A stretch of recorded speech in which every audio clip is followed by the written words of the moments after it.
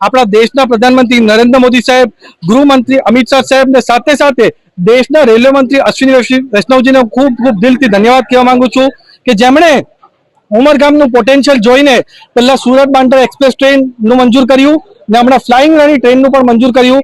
આનાથી આપણા અહીંયા સ્થાનિક ઉદ્યોગને, આપણા સ્થાનિક કામદારોને અને સ્થાનિક લોકોને ખૂબ ફાયદો થવાનો છે અને આ ટ્રેન થકી આપણા આ વિસ્તારનો ઉદ્યોગ પણ વધશે એવી અમને 100% ખાતરી છે।